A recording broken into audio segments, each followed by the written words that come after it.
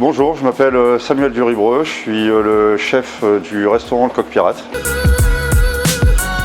Alors on a ouvert il y a un peu plus de 3 ans, on a eu l'idée de faire un restaurant sur un bateau à Eura Technologies. On est les premiers à l'avoir fait à Lille. Ici on n'a pas de congélateur, on fait que du frais. On change la carte toutes les 6 semaines à peu près. On a une carte vraiment très courte. On essaye de le changer régulièrement, les entrées, les plats. On a nos fumoirs ici, on fait nos fumaisons de poisson et de viande ici. Notre cochon aussi est fait fumer ici. Pourquoi? Parce que j'adore le porcelet. Je trouve ça vraiment très bon. C'est une viande encore plus blanche que le cochon. On a quelque chose de vraiment très tendre, très juteux.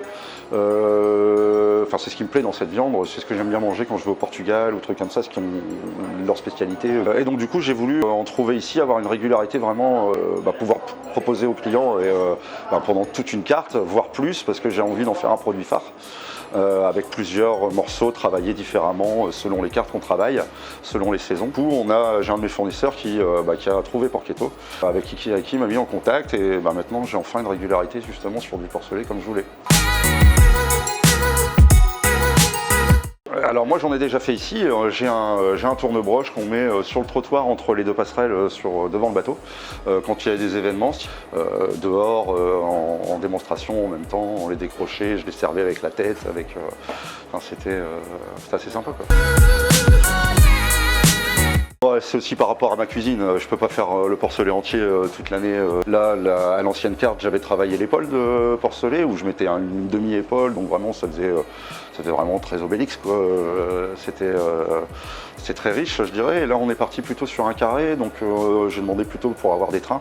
Donc on a acheté des trains, on les ficelle, on les poêle, on les rôtit au four avec un petit jus de viande maison aux figues, avec une pomme macaire, quelque chose d'assez simple pour pas dénaturer justement le carré du cochon avec la figue. Mettre en avant en fait le produit plutôt que essayer de faire trop de chichi autour quoi. Justement, c'est pas quelque chose qu'on trouve justement partout. Ici on a vraiment une clientèle, ils viennent pour ça. J'ai des clients qui viennent pour ça. Ils viennent pour manger le cochon de lait quoi. Sur l'île, il n'y a pas beaucoup de restaurants qui travaillent les porcelets, sauf des fois dans des restaurants portugais justement. Et là, ouais, voilà. Il y a le côté croustillant de la couenne qui est très bon à manger quand tu le rôtis bien, vraiment on le sert très bien. La couenne est vraiment croustillante et bonne à manger et tu as le fondant vraiment du cochon derrière quoi. Tu as vraiment les deux et justement avec les os ça apporte vraiment encore plus de goût, c'est ce qui est important.